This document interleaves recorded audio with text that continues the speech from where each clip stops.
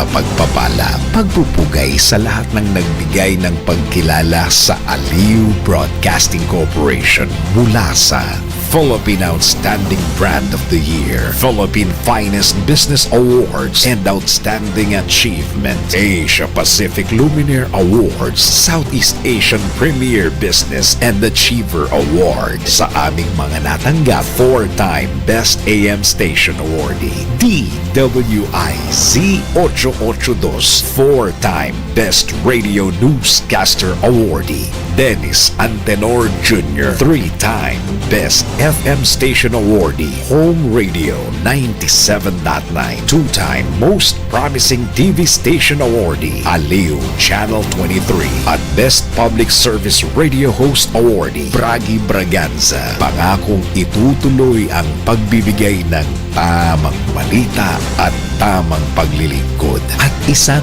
malaking pasasalamat sa tiwalang naibigay sa amin. Pakaasahan yung gagawin naming malaking inspirasyon ito para ipagpatuloy ang maglingkod sa lahat ng Pilipino.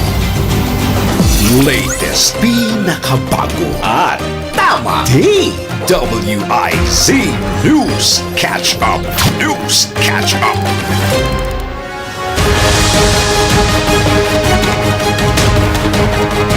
Pilipinas, narito na ang tamang balita sa oras na ito. Kinumpirma ng isang US agency na nagbalik na ang La Nina phenomenon. Gayunman, ayon sa US National Weather Service, inaasahan itong magiging mahina at magtatagal mula Disyembre ng kasalukuyang taon hanggang Pebrero sa susunod na taon. Mararamdaman naman ang transition patungong neutral condition sa Enero hanggang Marso ng susunod na taon. Una nang sinabi ng Pag-asa na posibleng 70% ang tsansang mabuo ang La Nina bago matapos ang 2025. Sa ngayon, wala pang inilabas na abiso ang Weather State Bureau kaugnay ng nasabing weather phenomenon. DWIZ News Catch Up. News Catch Up. At yan ang tamang balita sa mga oras na ito. Mag-follow at subscribe sa lahat ng DWIZ News digital accounts, Facebook, Instagram, YouTube, TikTok, X, DWIZ News app, at DWIZ News website. Ako po si Jem Arguel, nagbabalita ng tama, naglilingkod ng tama. Oras-oras nagbabalita ng tama, naglilingkod ng tama. DWIZ News Catch Up. News Catch Up. Ang lahat ng opinyon, pagtingin, pananaw o kuro-kuro ng mga bisita at panauhin o mga anchors o host sa programang ito ay sarili at tanging opinyon at pananaw ng mga nabanggit at hindi opinyon o pananaw ng Aliw Broadcasting Corporation, mga producers o mga namamahala ng Aliw Broadcasting o anumang organisasyon na affiliated sa network at kailanman ay hindi iniendorso ng Aliw Broadcasting Corporation ang mga nabanggit na opinyon at pananaw sa programa. Mga isyung legal ay pag-uusapan, bibigyan daan, mga karapatang dapat ipaglaban, sasagutin ang katanungan ng mga taong naghahanap ng katarungan. Dito sa programa, Laban para sa Karapatan, kasama si Atty. Lorna Kapunan. Laban para sa Karapatan. Magandang umaga po sa inyong lahat. Sabado na naman, nandito po tayo sa Laban para sa Karapatan. Atty. Lorna Kapunan with my co-host, Jaime Regalario. Magandang paksang tatalakayin natin ngayon, Atty. Oo, maganda. Yung paglaban sa karapatang malaman. The right to information tayo kasi baka ma-nosebleed tayo dito, Jaime. Wala tayong alam sa topic na to. No? Dalawang araw na tayong tatanungan, walang masagot. Pero talking to this young man, parang I assure you, he assures us na maiintindihan natin ang topic natin today. Our guest today is President CEO of DITO CME. Siya po ay naging Chief Innovation Officer of Udena Corporation. He multi-awarded to. Ano yung Udema? Udena. Ano yan? Dennis Uy? Dennis Uys. Yeah, okay. He is a multi-awarded young man. TOIM, ang Agora Awards. Youngest president of the Philippine Marketing Association. Kasama ko to sa map, no? He's our governor and was our governor and was vice president. But for today, he wears the hat of founding president of Blockchain Council of the Philippines. Alam mo, impressed na impressed kami, no? Because nag-launch si Donald. Our guest today is Donald Patrick Lim. Good morning, Donald. Good morning, magandang umaga, Atty. Lorna, Jaime. Thank you for having me. Alam ko marami kang meetings today, but thank you for This is a very for escaping important from your meeting to join us You cannot today. say no to Atty. Lorna. Ala. Takot ako dyan eh. 1 hour crash program to para sa ating dalawa. Oo nga. So, before we start talking about this, you recently headlined in the news. Yeah. Meron kang linonch together with many others ng tinatawag na integrity Integrity chain. chain. Ano tong integrity chain? So, well, I cannot explain integrity chain without explaining what is blockchain. O sige, doon Kasi tayo doon tayo mag-usapan. mag-una muna sa 101. No? Sandali, pag-usapan muna natin yung internet. Internet ba Internet, yan? Kasi Internet. you are reservist in the Philippine Correct. Air Force, That's and we know from stories that the internet started with military in the US, no? Yes. And if you think about it, tama ka, attorney, no? Yung sa US, doon muna nila nilalagay yung mga data.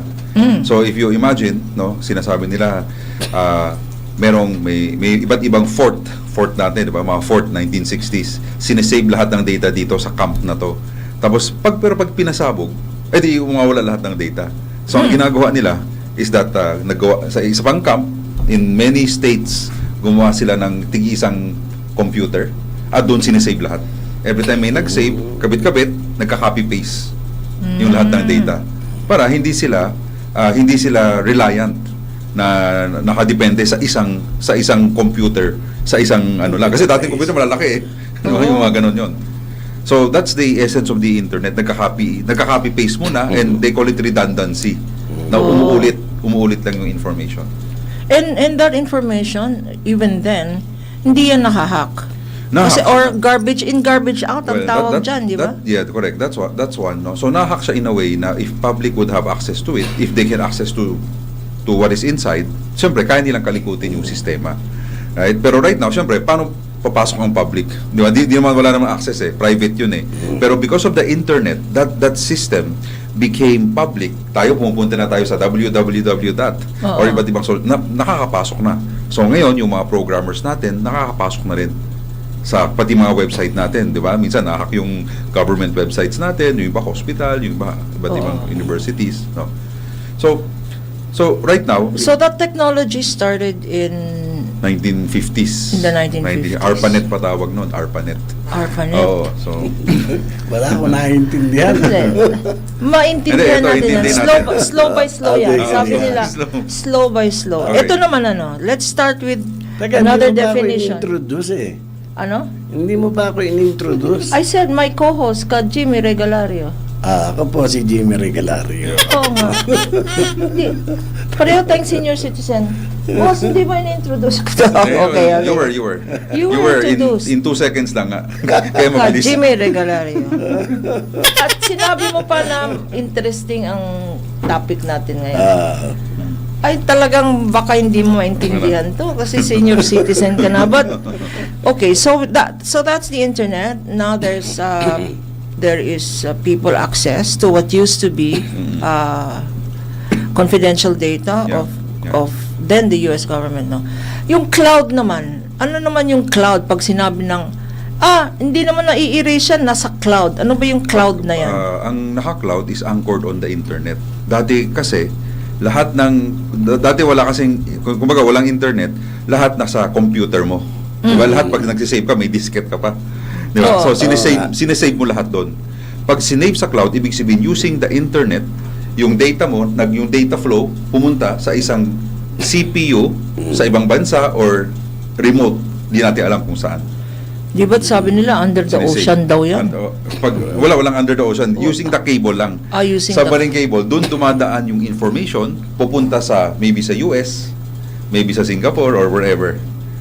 So yung data lang. Wala naman tayong data center sa ilalim ng ocean eh. Imposible yun. So kable lang. Kable. So, yung espionage talaga yan by computerization and by wiring. By wiring. Pero mukhang hindi reliable dahil natatap na Yun ang tama ka doon. Kasi kaya siya sabi, yung sa wire, di ba nandun yung flow ng information? kaya- In theory, pag tinatap mo, kaya pala yung You can divert it, no? Hindi, yung, Yung- yung China Special Agency, yung on espionage, nagpapadala na sila uli, nagtitrain na sila uli ng mga tao, ng mga spies. And they send it physically all over the world. Kaya pala, dahil silang advance ngayon sa technology ng computerization. They cannot rely on computer na di-detect. Yung pala yun. kasi nga nakita lahat. Oo. Kaya safe pa rin yung pigeon. Oo, hindi. Yung pigeon. Papel. Oo nga, di ba? Susunog. Pigeon. Kasi ang dami nilang may nahuling mga Chinese spy daw from China. Ang daming mga gadgets na hindi naman in-install nando sa mga sasakyan. Yeah. So later on, they found out na talagang mas reliable yung mga physical espionage. Planting spies. Planting spies. So, and I think that's the trend again eh. Yeah. Maraming Maraming na security check ka na ba? in the latest development dito, no, concerning China and wide-scale espionage, is it true na itong mga pogo operators natin was a front for espionage? I would assume. I would assume, but I cannot say, no? But I'm sure our AFP intelligence would say, or our PNP intelligence would think that way. Kasi masyadong sophisticated Yeah. yung mga gadgets nila, no? Pero yung mga gadgets nahuli in one stockpile. Ngayon, kaya nila nakuha because ang suspicion, mga tao na talaga ang spy. Okay. Kaya they send people by the thousands eh. Yeah, saka, well, they're armed with technology. So, using their phones and gadgets, they can intercept. Diba? Kaya yung iba, diba, naalala nyo, even now, may nag-detect sa'yo. Akala mo galing from a legitimate institution. Hindi, hina-hijack na yun eh. Nakalagay lang, Philippines, no? Hina-hijack. So, they go through a telco tower. Pagbalik, kala mo sa legitimate institution, di pala. Kala mo galing sa isang bank, pero sila na pala naglalagay. Kaya safer yung pag may nag-ring, hindi mo kilala yung number, wag mong sagutin. Hindi ko sinasagot talaga. Ang dami na, pati Mahirap na. especially yung electronic Tapos pag fraud. nakita mo yung number, Philippines lang nakalagay. Electronic fraud, no? But anyway, talk to us as if you were talking to, because si Donald, I call it Donald, Yeah, no? Donald teaches, Para ka naglo-lecture. Okay, sa lecture time, classroom. mabilis na. Donald teaches kasi in Yeah. San Beda, in Yeah. LaSalle, in AIM, kunyari student kami. Okay. Pero wag mo kami i-grade, baka hindi Okay. kami pumasa. Hindi, Go, ganyan natin Donald, mamaya. go. Okay, sige. So, maganda yung when you open the principle of the internet.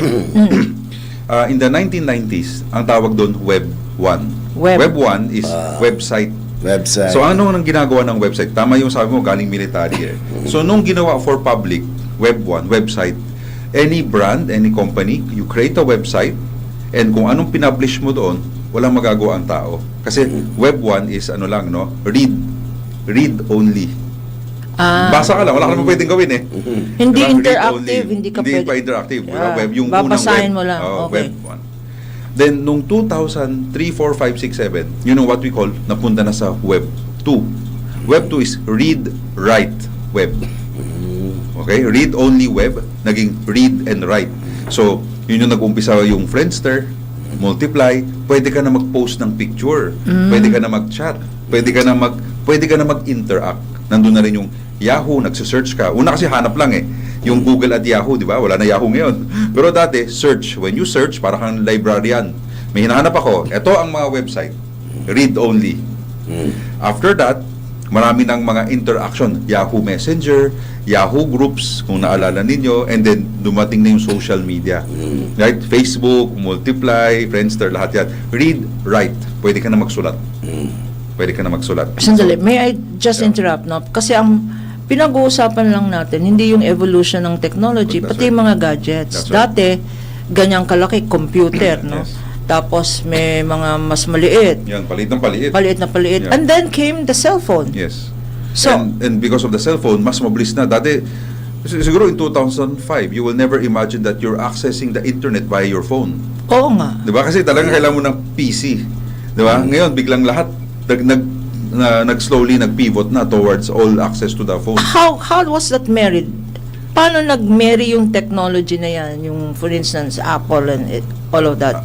And the internet. And actually we call it, no, when you say before, even way before, I remember 15 years ago, I said in a lot of my lectures na the internet will be like electricity. Right? So you will never imagine na wala kang internet. Actually, the next generation, parang pag walang internet, nasiraan sila ng ulo eh. Oo nga.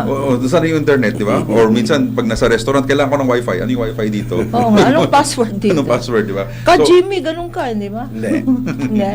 Hindi ko, wala akong pinag-aralan sa mga yan. No, like our children. Yeah. Our children, when they They're very travel, dependent. they always ask, is there Wi-Fi here? Is there, no? Okay. So nagiging what we call hygiene already, meaning any service institution, kahit na hospital ka, kahit na school ka, airports, basta public, kailangan may internet. It has become a basic necessity. What used to be a luxury. Pinapalamig na ng ulo ng tao. Halimbawa, na-late ka ng 1 hour, may gagawin yung naghihintay. Exactly. Maghihintay ka sa airport. O sige, bigyan mo lahat ng mabilis na internet. Wala na nagre-reklamo. Bahala na sila. Correct. Diba? They can do whatever. Pag And walang so, nagawa, doon nagagalit. back to your story, Okay, so, Professor. Web 1, Web 2, now, papunta na tayo 2017-18, moving forward is Web 3. Kaya ako rin, when I used to teach digital marketing, ako po yung unang gumawa ng syllabus ng digital marketing doon sa Lasal pa yun. 2010. In 2020, I told my class, kayo na ang you will be my last class on digital marketing because I have nothing else to teach. Oh. Very native na kayo eh. Mas magaling na sila sa akin. Digital TikTok, natives. lahat. Diba? So, what do you teach? And that's why for me, I said, natural progression. Web 1, Web 2, Web 3. Aaralin ko, ano ang Web 3? And that is when, blockchain pala. Blockchain, Web 3 is called read, write, trust. Trust, tiwala. Read, write. Dati read lang. Tapos read, write. Ngayon may Read, trust write, na. trust. Okay, so you can Google it. Sandali. Read, write, trust. When- Okay. Why is trust? I again will interrupt now. I mean, we know that God created the universe. Who created this web? I mean, is there one person, like somebody who created Apple, who created YouTube? What's this web? What when you say web 1, web 2? Sinong gumawa niyan? Well, in theory, now all the governments, kumbaga, it's a system. So kumbaga, everyone is operating on multiple servers. Right? That allows access to the public. Diba? In the most simplistic sense. Right? So so it's a computer system, and because everyone has access to a computer system, we can now go in because they allowed us to go in. So it's a big CPU. It's a big CPU computer, right? That you have your own space inside and you allow the public to come in freely. So ganun lang siya. So of course the US started it, then everyone started it. Nag-interconnect lahat yan. So because of the fiber and because of the cell sites and telecoms. No? That's why So, chain ganun lang yan. siya. So kaya chain. Kaya later on makita mo why mahirap mag-blockchain pag walang internet. Okay, so Okay. move ako dun sa trust. Now, in the last few years, no, before mag 2020 at mag COVID, makita niyo yung mga kwento na sila Mark Zuckerberg, yung gumawa ng Facebook, lahat yan pinatawag na sa Senate at Congress nila. Bakit? Kasi they feel, maraming nagrereklamo, bakit si Facebook minsan yung advertising pinupush sobra sa atin. They use our data. Saan ako nag-click? Saan ako then after that, nag-send ng advertising. They know your pattern. They know. In fact, ikaw, kunyari, magtanong ka, gusto ko may kinausap ka lang, gusto ko pumunta ng Japan. Yung next ad mo sa Facebook, trip to Japan. Kasi narinig nila eh. Pero hindi di ba si Mark Zuckerberg nakikinig pero the system listens as gusto ni attorney pumunta sa Japan, trip to Japan ang advertising, very targeted. Kaya pala pati yung mga Facebook pages na personal, biglang pagbukas mo minsan may mga advertisement. Yes. So imagine ako nga Alam nila kung anong type mo ang advertisement. saka anong hinahanap mo. Tina-target ka. And not only that, at that point in time. So for example, nag-basketball ako, amanta ko, sakit ng tuhod. So knee ointment ganun. After that, Puro for 1 week, puro knee pain, lahat ng doon nakalagay. Okay. So they listen to you. Galing, It's what you call targeted, very targeted. So if you talk about Facebook and even Google is the same, no? YouTube and all of that, they follow that principle. Siyempre ang sabi niya, bakit, kunwari ikaw, ba't kita bibigyan ng advertising about, let's say, children's milk? Eh, di ka naman target eh. So, syempre, mas maganda na yung advertising mas targeted sa'yo based on your habits and search And behavior, needs, ay target you para ma-appreciate mo din. Pero in the US, ay, freedom ko yun Ako gusto ko lang naman, ayoko naman sabihin sa buong mundo na masakit tuhod ko, bakit biglang ginaganon mo ako? Right? So that's why they said, we do not trust the publishers, the big media. There is no trust. And that's why blockchain was created. Actually, blockchain was created 2008 pa, 2009, by Satoshi Nakamoto, which is the founder of Bitcoin. Okay. During the time, yung principle ng blockchain, Bitcoin. So, why? Because Ano that time, naman yung Bitcoin na yan? Bitcoin is okay, so I'll explain. During the time, 2008, 2009, nag-crash yung US. Right? So there was very few trust in the system. Ano bang ginagawa ng mga bangko at ng gobyerno? Bakit ganyan? So sabi nila, kung nagkaroon tayo ng peer-to-peer agreement, kung nabigyan lang kayo ng pera, hindi na tayo dumaan sa bangko. Ba't natin kailangan dumaan sa bangko? If we all agree that this money that I gave you, minus ako, dagdag sa'yo, then it's registered. So let me explain, no? So yung principle muna ng blockchain. Okay. Para maintindihan ng mga lahat ng nakikinig, no. I'll make it a very Filipino example. Sige. Okay. So kunwari si Aling Lorna na lang. Pumunta ako sa tindahan mo. Sabi ko, Aling Lorna, kailangan ko ng sabon. Utang muna, hindi ko dala wallet ko. So binigyan mo ako. Okay, 100 pesos kunyari. Okay, salamat. Sinulat ko sa notebook, Sinulat mo sa notebook utang. mo. 100. Okay. Tapos next day pumunta ulit ako, Lorna, Aling Lorna, pahingi ulit ng kailangan ng shampoo, ganyan, whatever. So I keep coming back at umabot na, let's say, every day pumunta ako sa iyo, umabot na ng 500 yung utang ko. Pagdating ng Saturday, sabi ko, ay, magkano ulit yung utang ko? Babayaran ko na. Sabi mo 500. Sabi ko, di naman 400 lang. Ito lista ko 400. Bakit 500? Magtuos nga tayo. Pero hindi tayo nag-agree. Di ba? So kasi may listahan ako, may listahan ka. Now, what if in the entire barangay, every time pumunta ako, nagkaroon ako ng transaction, naka-record sa notebook mo at notebook ko at sa notebook ng lahat ng nasa barangay. Every transaction. So kumbaga, ikaw yon, lahat ng pumupunta sa tindahan mo, naka-record. Pati siya nagre-record, ni-record natin. Paano yung data privacy na yan? Walang data privacy because data privacy. you do not identify the person. On the blockchain, it's what you call a wallet. 2, 3, 4, 5, whatever may pangalan yung wallet. Walang nakalagay doon utang kay Aling Lorna. Hindi. Walang ganon. You have a Meron nakalagay utang. You have a digital ID, parang ganyan. May digital password. ID ka lang. Yes, may digital ID. Kumaga, let's say yung login name natin. Para pag nagtuos, di ba? Pag nagtuos na tayo, si 1, 2, 3, 4, 5, talaga may utang kay 6, 7, 8, 9, 10. Kasi clear sa lahat. I-record natin. Record lang tayo ng record every time. Now, kunyari pero kung kunyari kalaban ko yung sa kabarangay ko. Yeah. Sabi ko, dadagdagan ko nga yung utang na ito para masabit ito. Correct. Pwede bang ganon? Can you? Pwede, pero you have to convince the consensus, what you call consensus mechanism. Marami 51%. kang kukumbinsin. Diba? So, kunyari, yung barangay natin is 100 people. So, ako, nagkaroon tayo ng transaction. Yung next transaction mo kay Jaime naman, siya naman, naka-record ulit sa lahat. May nag-transact ulit sa'yo, naka-record na naman. Diba? So, yung yung recording niyo, nakikita nating lahat. So, kung gusto kitang dayain, sasabihin ko sa lahat, palitan natin. Diba? So, kailangan lahat magpalit. Nakikita ko na yung hindi kailangan sa Senado yan. Nakikita ko na nga yung applicability. Yes. Doon tayo pupunta. So, Okay. it's in blockchain is called a decentralized ledger. Ledger, so ang kunyari, Donald Lim minus 100 pesos, Attorney Lorna plus 100 pesos. Diba? Diba? When we have a transaction. That transaction, right, is called a block. Di mo alam bakit. It's just called a block. Yun ang tawag sa kanya, block. Isang bloke. Si Jaime, later on, pag binigyan, let's say yung 100 ko, bumili ka sa kanya, supplier mo, 100 mo, lumipat sa kanya. Right? So, Attorney Lorna, minus 100. Jaime, plus 100. Another ledger entry forms another block.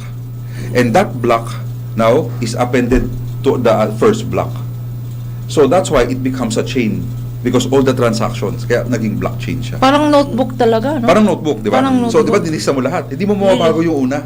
Oo. Di ba, hindi mo na mababago. Paano mo una? Hindi tatamaan lahat yon. Kasi pag binago ko yung una, masisira yung flow. Yung 100 ko napunta sa'yo eh. Kung 0 ka, talagang 100 na umabot sa'yo. Ano ang ibibigay mo sa kanya? Up to 100 lang. So kung binago ko, kunyari sinabi ko, ginawa kong 50 lang ang binigay ko sa'yo, paano mo mabibigay yung 100 eh 50 lang napunta sa'yo? Right? So that's why it's called a blockchain. Block, Ledger. tsaka chain. Oh, At it's saka blockchain, parang digital notebook. It's a digital notebook na, now, that is the crude form kasi nag-notebook tayo. Now, imagine all of that is now digitized. Right? Isang pindot lang, lipat. And why is that, ba't mo sinabi na trust? Why? Because the principle of Bitcoin is, ayaw nila sa institution. Lahat ng transaction ngayon, dumadaan sa bangko. Right? In theory, right? Ngayon, with 500,000 pa, may ganun pa, di ba? May rule. Blockchain gives you a true freedom. Anyone on the chain, tayo, we can transact with us. We don't Kasi need an na-mention mo yung intermediary. Bitcoin, no? Yeah. Malinaw na yung Blockchain. tsaka yung chain, no? Chain. Tsaka yung notebook ledger, no? Ito namang Bitcoin, kunyari yung utang ni Jaime sa akin ay 100. Pwede ko ba siyang pupuntahan ko ba siya sa bahay niya at magbibigay ng 100 pesos? Or can I use this technology? You can. So, Ang tawag dyan, Bitcoin. No. Hindi, ang tawag dyan. Okay. So, Bitcoin is a cryptocurrency. Right? So, crypto siya. Yung tinatawag na crypto. Siya yung una, kaya siya yung ninuno eh. Kasi siya yung principle ng blockchain at siya rin yung, in essence, the first cryptocurrency that is used widely. Right? So, which means that those who buy Bitcoin, so let's say 100,000 people in the world has Bitcoin. We agree to the rules of Bitcoin. Is that a physical coin or No, it's not. is that a So, digital coin? It's a digital coin. So isang numero lang siya sa wallet mo. Di ba? Di ba tayo nagde-deposit tayo sino ng nagbibenta ng Bitcoin na yan? There's Sino? like how do you, for instance, I want to pay Jaime 100 pesos. Yes. Saan ako kukuha ng Bitcoin? Kung gusto mo kumuha, so magkano ang isang Bitcoin, would you know today? I One don't. Bitcoin? One Bitcoin is around $105,000. Mga 5 million pesos. What? One Bitcoin. So that's why ngayon, i-call it a fractionalize ang blockchain. Meaning, ngayon, ang bayad mo sa is 0.000001 Bitcoin. Ngayon, for now. Okay. In fact, dati, kasi nga, yung isang Bitcoin, $100,000 5 billion pesos. Yeah. So why I know of somebody who invited friends into this Bitcoin Yes, thing yes. and nasabit, nag-suicide. Kasi, Why?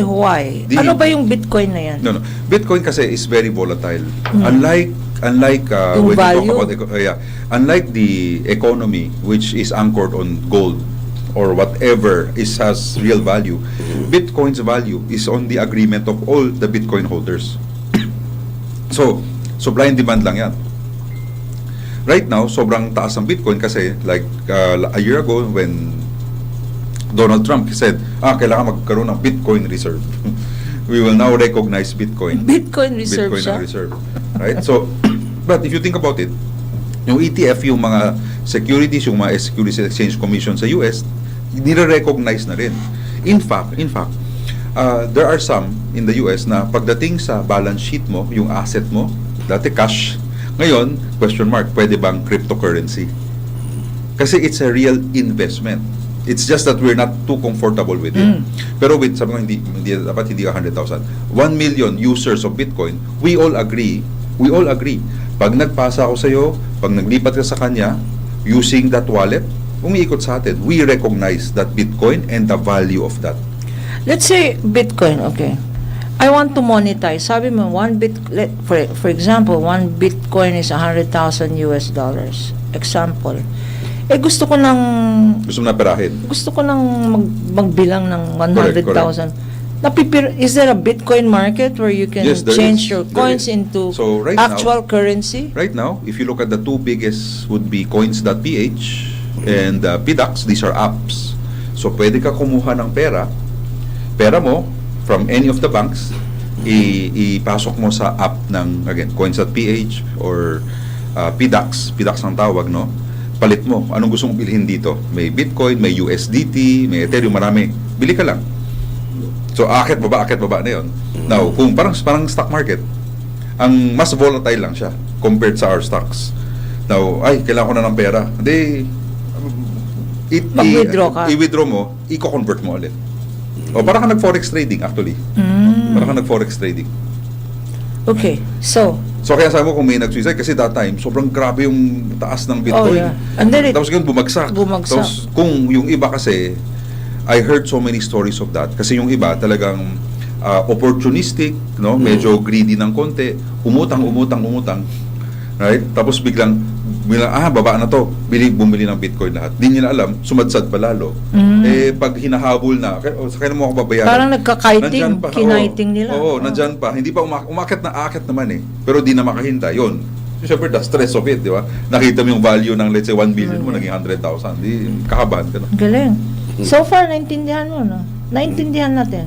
Nakukuha ko. Very good. Unti-unti. Very good, di ba? Yung maganda yung example ni Donald na sari-sari That's a good store. substitute, yeah. Okay, So, so decentralized ledger and then Okay. hyper-centralized. Before we go- Fast transaction. before we go to the topic at hand, no, which is how is this a step moving forward in terms of our country's problem of corruption, accountability, and Na-adapt kasi ni, di ba, ni Vince sa DBM. Oh, Siya sa nga siya nga DWIZ, nag-launch. di ba? But before Donald answers that, time check ka, Jimmy? Time check is 11:32 in the morning. Andito pa rin tayo sa DWIZ. Laban para sa karapatan. Laban para sa karapatan. That Mga lugar na pinuntahan ng ibang tao, mga produkto, serbisyo na rekomendado. Alamin sa Highly Recommended. Handa ka na bang matikman ang best dishes ng Bohol? Dito, hindi lang maganda ang tanawin, kahit ang pagkain ay world-class din. Unang-una, ang chicken inato, ang Bohol version ng chicken barbecue na juicy, smoky at perfect sa sausawang suka. Sunod ang humbang Bisaya, isang mabangong pork stew na mala adobo pero may tamis at lambot na sobrang sarap sa kanin. Hindi rin pwedeng palampasin ang ubi kinampay, ang purple yam na super creamy at ginagawang jam o panghimagas. Syempre, andyan din ang peanut kisses, ang crispy peanut treat na hugis chocolate hills, pasalubong must have to. At panghuli, ang seafood feast ng Panglao, mula sa fresh crabs, shrimps at pusit na siguradong mapapa-finger licking good ka. Kaya wag mong palampasin ang mga putahing ito. Siguradong hindi ka lang mabubusog kundi mai-inlove ka rin sa sarap. At yan ang ating highly recommended. Pagsapit ng alas 12 bago ka mag-lunch o kaya nagla-lunch ka, dagdagan pa ang mga alam mo para hindi ka naman huli sa balita. Live sa DWIZ Manila at sa lahat ng DWIZ News FM sa buong Pilipinas, Luzon, Visayas at Mindanao. At mapapanood ng live sa Aliw 23 Free TV at sa lahat ng digital channel ng DWIZ. Ang Balitang Bayan. Mga balitang nangyari lang at kasalukuyang nangyayari. Balitang Bayan. Kasama ang opisyal na tagagising ng bayan, si Drew na sino. Di ka aantukin kapag nalaman mo na ang latest sa Balitang Bayan sa patuloy na pagbabalita ng tama at paglilingkod ng tama. Balitang Bayan, araw-araw 12 noon. Sa kabila ng pagpapaalala ng mga doktor sa mga magulang na pabakunahan ng kanilang mga anak, hindi pa rin maiwasang matakot ng ilan sa mga vaccines dahil sa paniniwala na meron itong side effects sa mga bata. Kaugnay nito, ang hindi na pagpapabakuna sa mga bata laban sa polio dahil hindi na raw ito uso. Totoo ba ito? Tara, let's prove it! Bago maniwala sa mga claim na yan, patunayan na yan sa Let's Prove It!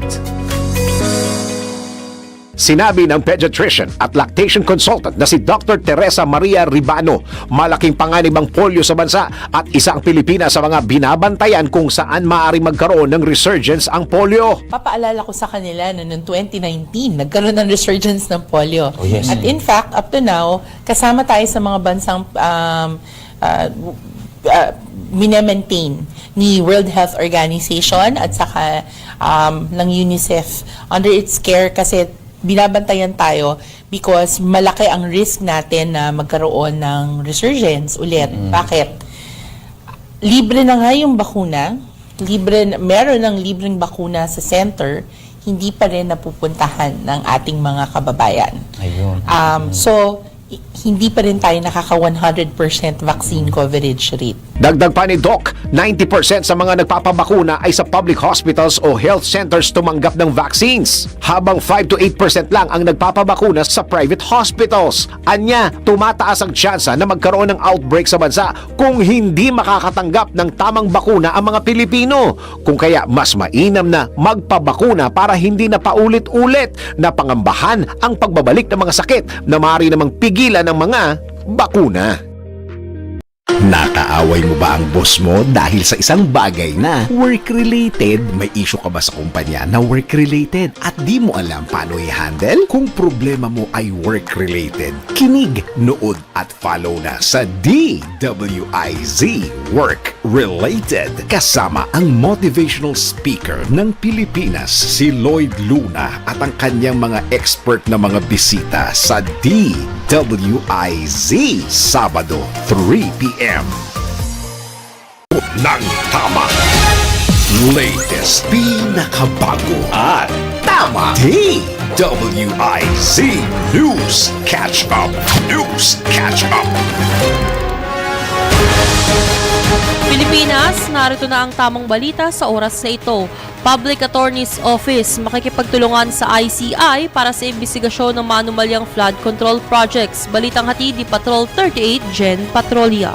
Makikipagtulungan na rin ang Public Attorney's Office sa Independent Commission for Infrastructure para sa investigasyon sa manumalyang flood control projects. Sa isang liham na ipinadala kay Justice Andres Reyes Jr., chairman ng ICI, ipinaabot ni Deputy Chief Public Attorney Ana Lisa Soriano ang pagpapahalaga ng PAW sa mahalagang papel ng ICI sa pagtataguyod ng transparency, accountability at integridad sa pagpapaunlad ng infrastruktura sa bansa. Dahil dito, magpapadala ang PAW ng 8 abogadong may kakayahan at dedikasyon upang tumulong sa komisyon sa panahon ng organizational transition nito. Ang mga deputized lawyers ay magsisilbi sa ICI sa loob ng 4 na araw kada linggo sa loob ng 6 na buwan simula sa Martes, Oktubre 14. Binigyan din pa ng PAW ang kabuuang suporta nito sa misyon ng ICI at sinabing isang tapat at tumutugong balangkas na infrastruktura ay mahalaga sa nation building at sa pagsusulong ng social justice. Nagpasalamat naman si Chairman Justice Andres Reyes sa PAW para sa interagency cooperation at binigyan din na ang pagtutulungan ito ay mapapatatag ang kakayahan ng ICI na tuparin ang mandato nitong tiyakin ang mabuting pamamahala at makatarungang pagpapaunlad ng mga infrastruktura habang binubuo pa nito ang sariling legal at administrative teams. Ako si Patrol 38 Jen Patrolya nag-uulat sa himpilang may todong lakas DWIZ, nagbabalita ng tama, naglilingkod ng tama. DWIZ News Catch Up. News Catch Up. At yan ang tamang balita sa mga oras na ito. Mag-follow at subscribe sa lahat ng DWIZ News digital accounts, Facebook, Instagram, YouTube, TikTok, X, DWIZ News app at DWIZ News website. Ako po si Jem Arguel, nagbabalita ng tama, naglilingkod ng tama. Oras-oras nagbabalita ng tama, naglilingkod ng tama. DWIZ News Catch Up. News Catch Up. Ang balitang ito ay hatid sa inyo ng Arena Plus. Sama-sama sa arena. Arena Plus. Laban para sa karapatan. Kasama si Atty. Lorna Kapunan. Laban para sa karapatan. Balik po tayo dito. Balik tayo sa laban para sa karapatan. And our guest today is Donald Patrick Lim. Nung bago tayo nag-commercial break, he started to explain how is this blockchain technology an answer to the current hot issue of government accountability and transparency. Yeah. Okay. Donald. So there are two, no. So actually nagsabay yung yung blockchain bill na pinopose ni Senator Bam, no.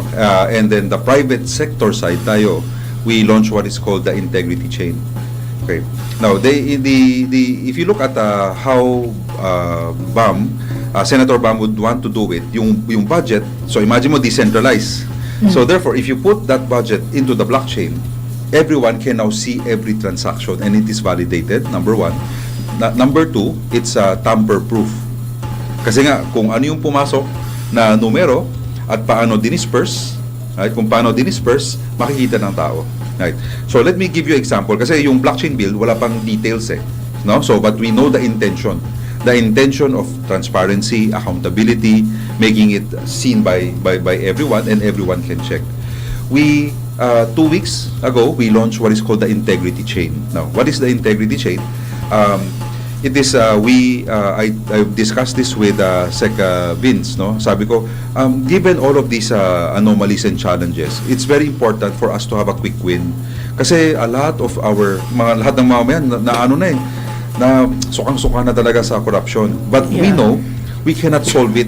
We cannot solve it if it has a massive problem. But what is important is let's show the way. And to show the way means we have to take one step first. And what is that? So we agreed, ano yung pinakamabilis? That is the foreign assisted projects. Sila rin naman yung nagfo-fund World Bank, ADB, JICA, sila po yung nagbibigay ng pondo. Ang problema, biglang nagsabi, corruption, nako, ba't kami magbibigay? Right? So ngayon, sila ang naging what we call pilot. Pinilot natin with them. So every time that they're giving it to a particular project, we will record it on the integrity chain. So and every time na may percent completion, no, magdi-disperse, i-record natin. Bawat galaw i-record natin. Before, meron namang nagre-record yung let's say mga engineers, mga ganon, pero it's nasa papel Right? So ito, or nasa computer nila, maybe pag napirmahan na nasa computer, okay. Pero ito, because it's on the blockchain, parang sinabi ko kanina, nakikita ng lahat. Every transaction nakikita natin. Now, why is the integrity chain may extra layer of what I call the people chain? We invited 50 organizations. Lahat ng organizations will now become part of the chain in the governance system. Hindi naman, ang una inisip nga namin na, dapat 50%, 51% mag-approve bago mag-move. Mahirap. So, when we had that meeting, pwede naman post. Pag nangyari na, 25%, baka may pumunta doon at i-check. Saan yung 25% dito? Bakit wala pang semento dito, wala pang gumagalaw? So, may verification. So, 50 organizations now are now taking a look and take a look at it. Right? And in whatever way or form, whatever has been declared on the blockchain. Sumama kami dyan, Ka-Jimmy. Kasama kami sa 50. Yes, kasama. The outstanding women in the the nation's towns, service, Women's Business Council. Kasi, sabi nga nila, you always say this, Ka-Jimmy, no? The best economist is the nanay. Kasi, home economy. That's right. Home economy tayo. Home economy. How to make the budget. Okay. So imagine that. Can you because we had just to understand it better, we had here guested last week, no, si Sherwin Gatchaliano, and he ran us through the budget process. Yep. Because you're talking about monitoring, but it starts with the budget, the expenditure. Sabi niya, may call ang government. Where does your blockchain technology? There's a call for the budget from government agencies by the DBM, and theoretically these government agencies should check with local government units. Then they come out with a budget, yung national expenditure NEP, budget, yes. yung NEP, no? And yun ang pinag-aaralan sa House at saka sa Senate, tapos magpapasa sila ng general ganyan system, I think. Paano mo i-apply yung sinasabi mong transparency ng blockchain? So what at the happens? start pa ba? Correct. The blockchain has to start from what is called provenance, the step 1. So kung binlockchain mo ito lang, lahat pwedeng dayain. Blockchain, if ever, kung may mahaba yung proseso, pag binlockchain natin yung isang part lang, then I can only sabihin ko lang, ito lang yung part na credible. So like what you said earlier, garbage in, garbage out.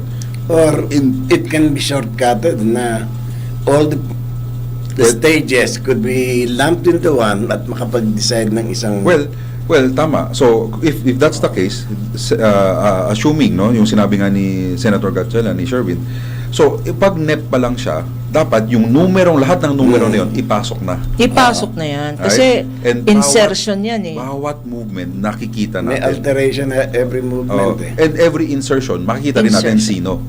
Diba? So, kaya nga, pag nire-record, kaya nga fina-follow, ledger siya eh. Ledger eh. So, syempre, ang ledger, saan ba tayo, di ba? Yung first balance. Yung first balance, kung whatever trillion yan, nakalagay, pag nilagay, kaya nga, mahirap yung gagawin ni Senator Bama. Kasi kailangan from the start. If yung ginawa po natin sa integrity chain, yun ang shortcut natin. Kasi alam natin, yung foreign assisted projects coming from these sources, alam na natin magkano eh. They know also. Kompleto papel. Pwede sigurong gawin yan, you talk to the president. Kasi yung budget starts from Malacanang, Yes. di ba? Isasubmit nila yan as NEP, Yes. National Expenditure Sure. Program, dun sa ang Lord Keeper of the Chess o yung power Yes. of this Yes. appropriation sa Congress. So yung lower house, i-scrutinize yan. Titignan na agad ng lower house kung asan yung interest Correct. nila ron. Correct. Kung pwede silang tumapya sa magdagdag That's or right. what. Kaya nagkakalokohan. Kasi yung budget, yung National Expenditure Program is supposed to be for the executive branch. That's right. Three branches of Correct, government correct. na hindi pwedeng magpakialaman doon Correct, sa function eh. Correct. I-approve niyo yung budget na yan at yan lang ang duty niyo, hindi yung nagdadagdag kayo o nagbabawas. Yeah. So I think kung ang kausap mo si Marcos baka i-adapt niya yan, di ba? That's why we feel this is so important, because once everyone understands it, kaya nga sabi ko, that's why I said I want to do a step 1. I need the integrity chain, si Vince, ipakita foreign assisted. Okay. Gawa tayo ng web-based. Let's do a foreign assisted. Yeah, foreign Because assisted. dyan uminit ang, Oh. hindi ba, Jaime, dyan uminit ang ulo ng presidente. Kasi pati yung mga foreign assisted programs, Ginos. nasagasaan. Nasagasaan. Yes, so, okay. yun, foreign assisted, kompleto lahat ng papel. Di ko iisipin muna ang NEP or GAHA or paano So yung Congress foreign at assisted, insertion. we already Claro. have Yeah. project You have and allocation, you have a project. funding. Yeah, Okay. you have an allocation, you have a I-blockchain project in mo mind. yan. I-blockchain natin. Alam natin yung punot dulo eh. Right? Pag pumasok pera, paano gastos? We agree based on the contract, like any contractor na 25% we pay. Or may upfront payment, walang problema. In fact, if you want to pay 50% upfront, the blockchain doesn't care as long as it is recorded and approved by all. We create the rules naman eh. Pero alam nating lahat. Diba? Alam nating lahat na 50% pala or 75% or even, let's say, wala namang mali na sinasabi 100% bayad from the start. As long as all parties agree naman eh. Wala namang mali doon. Pero, we will now monitor that it is delivered. Tama. Ang blockchain-like technology, 1 and 0, yes or no? Pinadapt naman ni Vince yan itong DPWH. Ito yung ginagawa namin. This is the integrity Siya chain. ang nag-launch. I think that will be the most Donald effective way of launched it. doing it. Yeah. Kasi yung NEP, yung National Expenditure Sure. Program, Yeah. hindi dapat ginagalaw yun dahil Hindi. yun yung pinag-aralan ng Yeah. isang branch of Yeah. government which is the executive. Yes. Ito kailangan para maging effective ang governance. Correct. Ipapasa niya yun doon sa Kongreso because Congress has the power of appropriation. Appropriation, yeah. O, i-approve nila. Pag hindi nila in-approve, sila yung may power of the purse, di ba? Yes. Doon lang pwedeng ilabas. Ngayon, kung power of the purse ka lang, pag mo nang pakialaman Yeah. kung paano gagamitin. So, dapat correct. gano'n. So, Correct. pag na-approve yung NEP, dapat all the way through approve lahat yan kung Yes. ganyan ang system. Yes. And ako, I agree with you, but I cannot argue on what is practice and what is used. And of course, I will assume that every congressman still wants the best for who they represent. Paano nakawan agad ang nasa isip? In that case kasi, may insertion man at ano man ang galawin niya, it's on the blockchain. Makikita People will yung see insertion. it. Binigay mo sa barangay, nasaan na po? Ako yung nandito. Hindi, kaya nga nakikita rin lang Makikita. naman yan, hindi rin makakalusot yan. Why don't you makakalusot. hit the target na? Ang target dapat yan, yung executive branch. That's right. Why don't you talk with Marcos? Well, depende kung kausapin tayo. Oh, Di ba? because this is No, a very because vital point for him to understand. And that's why No, nandun yung but the blockchain bill. DBM is already on board, di ba? DBM is on board. Ayun, Kaya Kasi dapat yung- nag-announce ng DBM na i-digitalize, Yeah, blockchain yeah. So, technology. that's a good point. Ang isa pang challenge natin Yung pa is isang challenge pag-digitize. yan eh. Pag hindi in-approve ng DBM yan, Yeah. natatakot. Dahil ano yan, about money, that means ayaw niya ba, meron siyang mga magic Yeah, na you never tinatago. know. Yeah, Oo. yeah. So Yes. that's why yung DBM right now, they're actually the first, no? Yung SARO, yung special allotment. Yung SARO, it's already on the blockchain. You can go to blockchain.dbm.gov.ph. Okay, you can click. Nandun naka-record, kita ng kahit sino pwede mag-access. Blockchain.gov. DBM.gov. DBM. You gave me a good idea. Yeah, kuha mo Hindi na. sa November 30, gawin nating main issue, demand yan, ha? I-blockchain yan para open to the public. Yeah. Mm. So, Kasi mahalaga yun that it will curb out graft and corruption. So, ano? Transparency. In a very... So, on the executive, nung nasa Senate, when the blockchain bill was being discussed, nandun naman si DICT kasi ang magiging lead nito eh.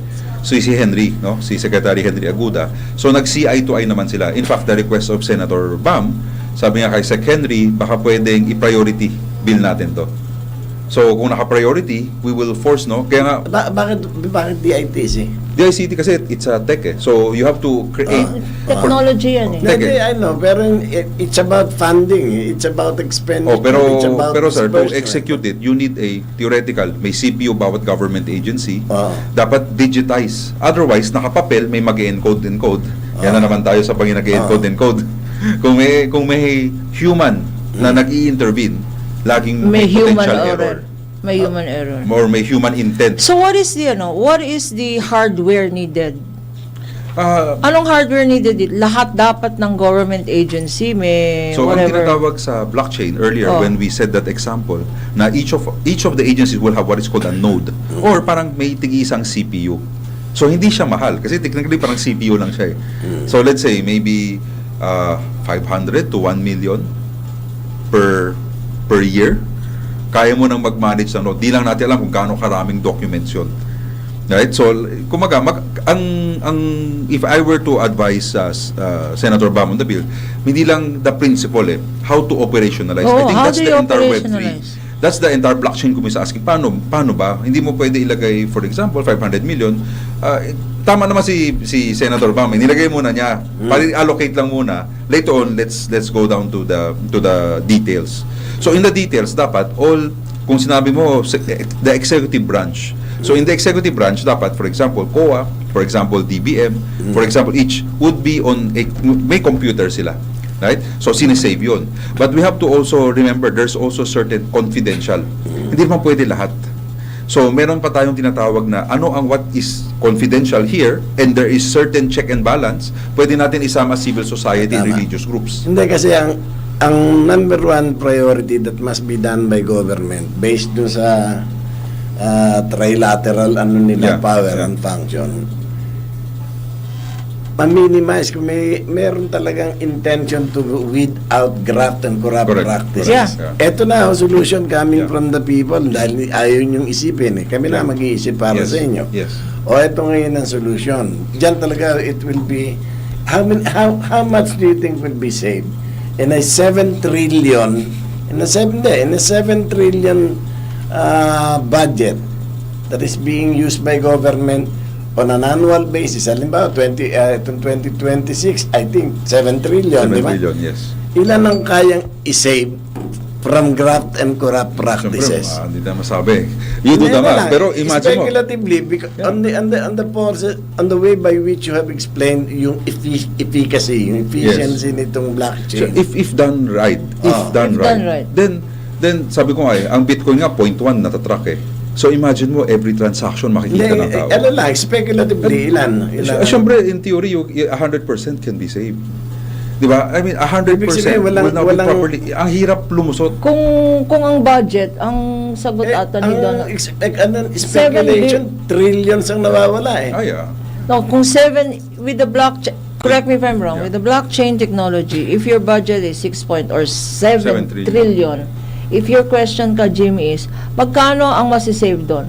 Lahat yan. Makikita mo. With blockchain technology, that 7 trillion must be used, Will be used properly. will be remain used properly. intact, Yeah. or will be used Can be used properly properly on the for basis whatever of is there. the programs. That is why yan ang challenge ng blockchain, because the corruption might start from the beginning. Yes.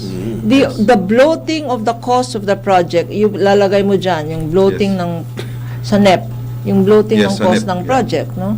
Di nandun na. And therefore, the corruption is already embedded Correct. in your blockchain. So, that How do you guard against that? You can't. So, You can't. So, for example, nag-agree sa NEP, sinabi sa NEP pa lang na yung maliit na tulay na yan is 1 billion. Right? Oh. Tapos, if it's 1 billion and all the suppliers and everyone says, 1 billion yan, pumasok sa NEP, tinapos yung buong tulay, so 1 billion i-disburse. Yung pala, No one knows, di ba? 500 million 500 lang ang million cost. lang pala, right? So, hindi mo alam. Hindi mo alam. So, ganun. Dapat from the start. So, not only from the start, but that's why I always say, and my favorite term is, integrity is doing good when no one is watching. Correct. But we cannot count on humans to have integrity. That's why I said, integrity becomes unbreakable when everyone is watching. Correct. Because now, if lahat tayo, kaya nga important yung nilalabas, chine-check anytime eh.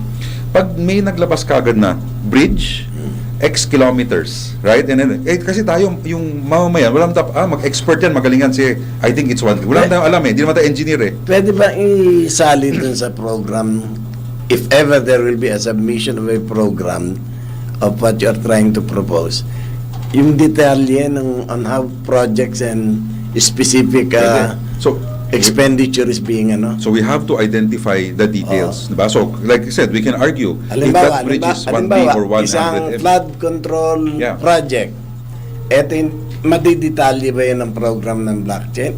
Etong normal, ang pinakamurang etong low-end expenditure and materials and so on and so forth, eto yung high-end, eto yung middle ground. So, which one would you do? That's why in blockchain, kaya nga sabi nila consensus mechanism, you have to agree also that kunyari si executive at the same time 3 contractors nagsabi 1 billion.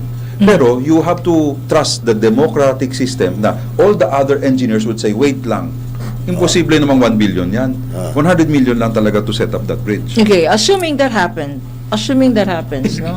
So you have that situation where all the contractors agreed, DPWH agreed that it's a 1 billion peso bridge when the actual cost should be 500 million. Okay, you and I know, citizens or residents of that area, know that we don't need that expensive bridge. Yes. How now do you, through blockchain, correct the process? So you cannot. You don't. You cannot. Mag-file ka na ng kaso. Then there is a mechanism. That's the red flag whether it's that a COA says or via media or whatever to Okay. report that Pero system. hindi pwedeng mangyari yan dahil yung project, once approved, based on the presentation of of program, is approved. Yes, it's approved. Whether it's high cost, whether it's low cost, whether it's middle cost, Yes. wala na yan, moot and academic na Correct. after the approval of the Correct. project. Correct. O kaya dapat yung smooth and proper implementation to be guided for by a program. Yan yung blockchain. Kaya dapat people Hindi would nga be... ka, Jimmy. The corruption starts when you say this bridge costs 1 billion. Oh, di tayo sa blockchain, imo-monitor natin yung 1 billion na yan.